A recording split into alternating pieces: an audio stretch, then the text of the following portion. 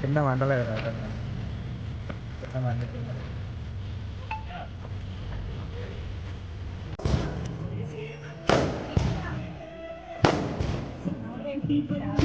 రాష్ట్ర వ్యాప్తంగా ప్రతి ఇంట్లో ఒక మంచి పండుగ వాతావరణం. సంక్రాంతి అంటేనే ఒక కొత్త సంవత్సరం ప్రారంభించుకున్న తరుణంలో రైతాంగం పడిన కష్టాలు గుర్తించి ప్రతి రైతు సోదరుడు, ప్రతి మహిళ, ప్రతి పల్లె ఎంతో సంతోషంగా, ఆనందంగా, సుఖ సంతోషాలతో ఉండాలని మనందరం కూడా సంక్రాంతి పండుగ సందర్భంగా కోరుకుంటూ ఉంటాం.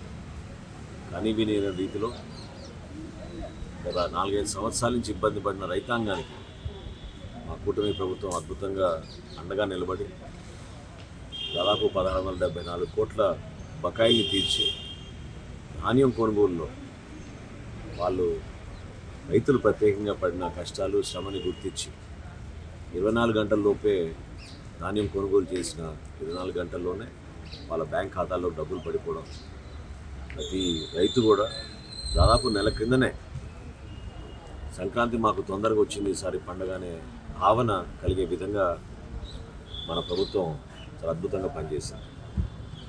నిజంగా ఎంతో గర్వపడుతున్నాను.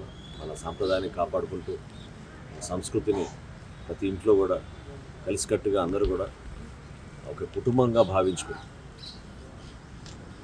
ఖరీఫ్ మాసంలో పంట పండిన తర్వాత రైతు ప్రతి సందర్భంగా ఈ విధంగానే సంతోషంగా ఉండాలని దాదాపు 6,830 కోట్ల రూపాయలు ధాన్యం కొనుగోలు మేము ఈ సంవత్సరం పూర్తి చేసుకోగలిగాం. అందులో 94% 24 గంటల్లోపే డబ్బులు రైతుల ఖాతాల్లో చెల్లించడం జరిగింది.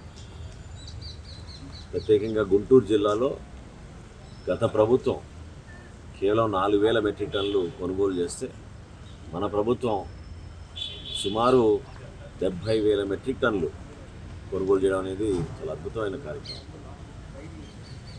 వీటన్నిటినీ ఆధారం చేసుకుని రాష్ట్రంలో ఉన్న రైతులందరికీ ఒక మంచి పండుగ వాతావరణం ముందుగానే గౌరవ ముఖ్యమంత్రి గారు చంద్రబాబు నాయుడు గారు, గౌరవ ఉప ముఖ్యమంత్రి గారు పవన్ కళ్యాణ్ గారి నాయకత్వంలో మన ప్రభుత్వం అద్భుతంగా రైతాంగానికి నిలబడి ప్రత్యేకంగా ఆ శాఖకి నేను మంత్రిగా వ్యవహరిస్తున్న సందర్భంలో ప్రజలు గతంలో పడిన కష్టాలకి ఇప్పుడున్న ఆనందానికి ప్రతి పండుగ కూడా ఈ విధంగానే ఉంటుంది. రాబోయే 5 సంవత్సరాల్లో రైతులు ఎంతో సంతోషంగా ఉండాలని, మన ప్రాంతం ఇంకా అభివృద్ధి జరగాలని తెనాలి నియోజకవర్గంలో ఈరోజు చక్కగా పార్టీ కార్యాలయంలో చక్కటి సంక్రాంతి సంబరాలు ప్రారంభించుకుంటూ భోగి మంటలు వేసుకుని అందరం కలిసిమెలిసి ఈ వాతావరణంలోనే ఇటువంటి అభివృద్ధి బాటలోనే మనందరం నడవాలని మనస్ఫూర్తిగా ప్రేక్షకులందరికీ, మన ప్రజలందరికీ సంక్రాంతి శుభాకాంక్షలు.